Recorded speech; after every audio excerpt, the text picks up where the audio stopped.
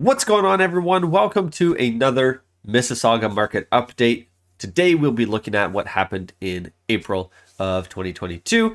Let's go ahead and get started. First, let's look at all home types.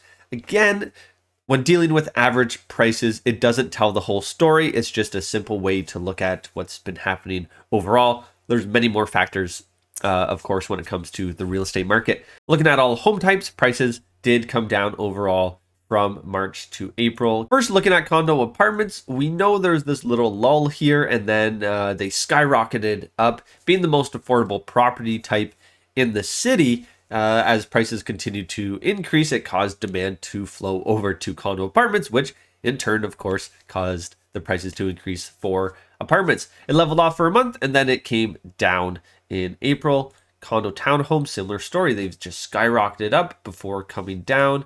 Semi-detached, once again, going up and up and up, hit that peak, and now they've come down significantly as well. Detached homes, surprisingly, after the big upturn, they came down, which we know about, but it stayed relatively flat, a slight uptick there. We figured this was due to a lot of the luxury homes taking a much bigger hit, and obviously making a mess of these average numbers, which is why we don't specifically look at averages when we really narrow it down. But again, a general overview. So without those ultra luxury and high-end homes selling, this is why the average price dropped. So now we're more in line with what you would say is a typical home. Again, number still seems really high. There are detached homes out there for around $1 million, more or less. We see it every day. So if your budget is $1 million or just over, yes, you can get a detached home. Obviously, your expectations will have to be reflective of the price point.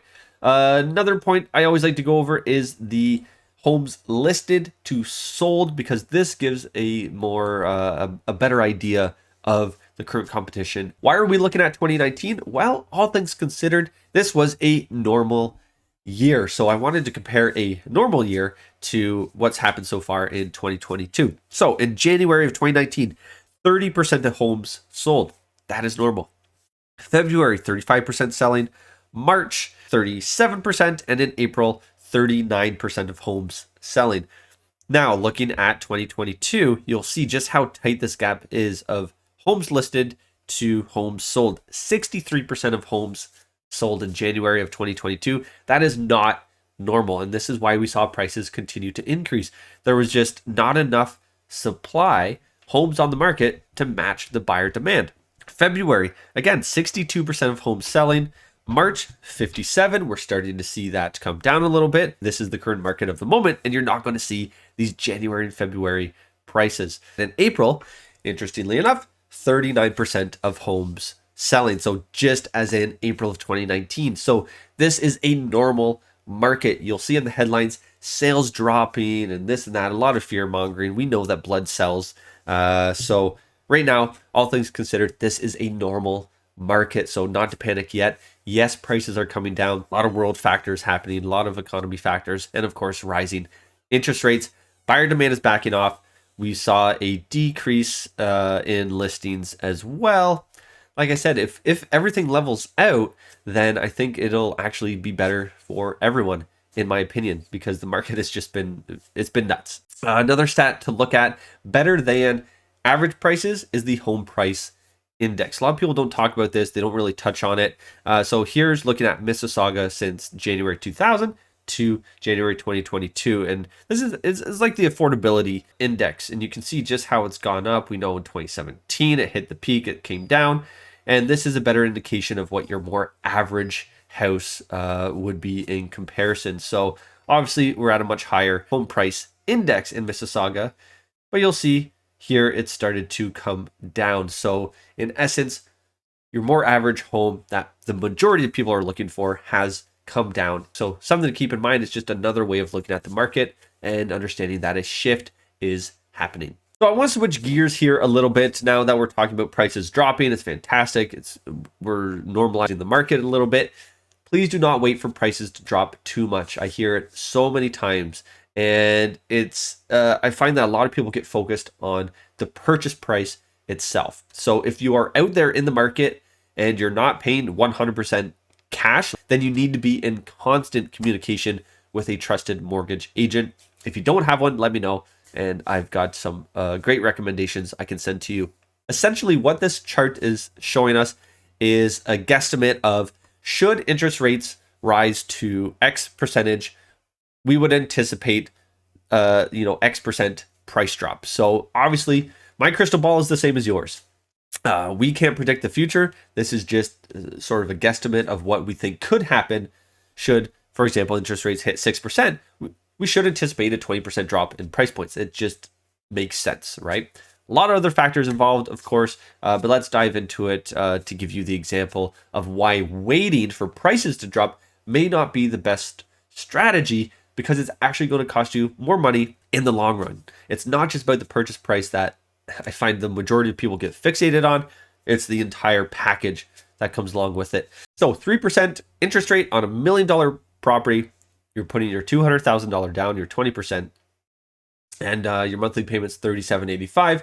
48% of your payment is going towards the principal.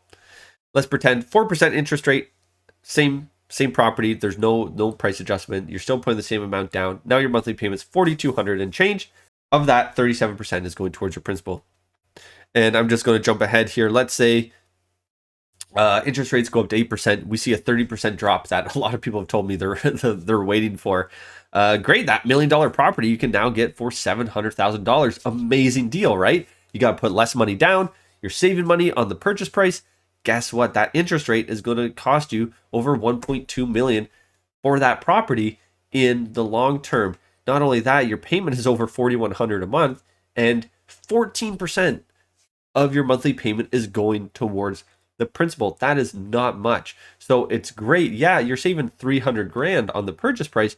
You're spending a lot more money on the property. So it's the entire package, not just the purchase price, that is important. So please talk to your mortgage agent. Be in constant communication. Like I said, if you need a mortgage agent, I'm happy to recommend one to you. Last point on this as well, for example, is the income required to qualify for the mortgage amount at the rate. So for example, at 3%, you need to qualify at 5%. That's the stress test you've heard, I'm sure, quite a bit about. You get an $800,000 mortgage on the $1 million house because you're putting the 20% down. You need an income of $166,000 per year. This is taking into an account your principal and interest and your tax and heat. Of course, there's costs to the house that are all factored in. Then let's just jump up. For example, let's say 10%. You're qualifying at a 12% rate. Your mortgage is now $480,000. Amazing on paper, but guess what? Your income required is $175,000. So you actually need to earn more money to be able to buy a lower priced house, because that is how the interest rate affects your payment. So it all comes back to working as a team, being in constant contact with a trusted mortgage agent to run these numbers specific for you, and of course working with a top-notch agent and team to understand what type of property you can get for your budget that you'll be happy with and can see yourself living in for many years to come. So this is why it's not necessarily the best idea to wait for prices to drop due to the rising interest rates. Seems great on paper. In the long run, going to cost you a lot more money. If you need any mortgage agent recommendations, let me know. I have some great contacts I can send to you. And of course, if you need a real estate agent and a team to back you through the home buying process, show you the way, and actually strategize how we are going to get you the home of your dreams, let me know. We'll set up a strategy session. It's free. There's no obligation, of course. And the worst thing to happen is you're going to walk away with more information than you had before. Thank you so much for watching, and we'll see you on the next video.